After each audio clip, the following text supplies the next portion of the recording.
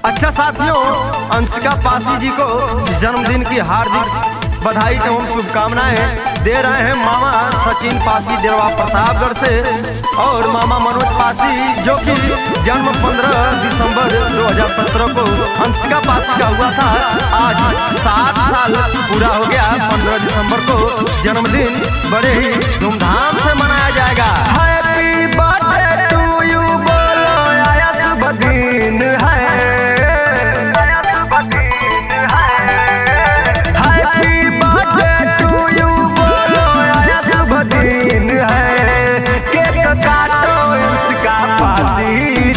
जन्मदिन है, केक काटो, अंशिका पासी जी का जन्मदिन है।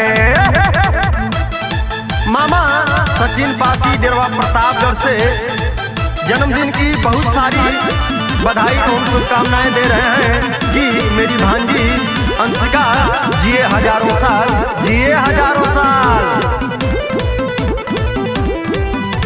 मम्मी सुशीला पासी जी मगन होके नाचे, पापा अरविंद पासी जी अनधर मिठाई बाटे। मम्मी सुशीला पासी जी मगन होके नाचे, पापा अरविंद पासी जी अनधर मिठाई बाटे। नाना सोने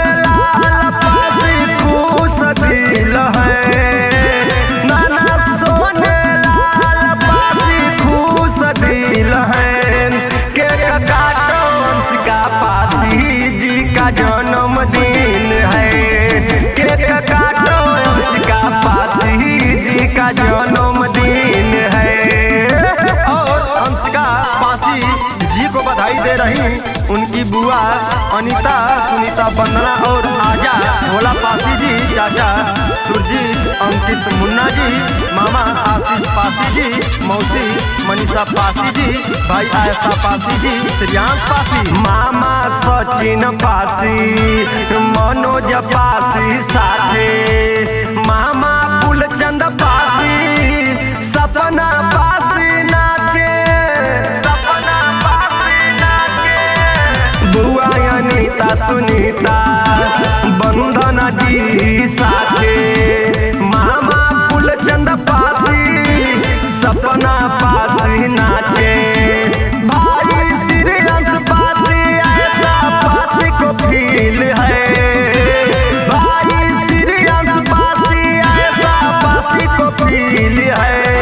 केक काटो, अंशिका पासी जी का जन्मदिन है, केक काटो, अंशिका पासी जी का जन्मदिन है।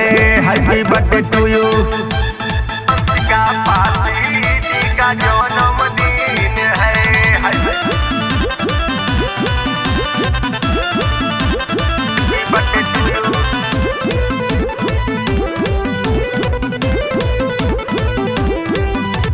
मौसी मनीषा पासी, मामा आशीष जी आ रहे हैं, खुशी में अनधन सूरजीत, अंकित लुटा रहे हैं, मौसी मनीषा पासी, मामा आशीष आ रहे हैं, खुशी में अनधन सूरजीत, अंकित लुटा रहे हैं, मुन्ना साथे आजा भोला पासी जी खुश दी।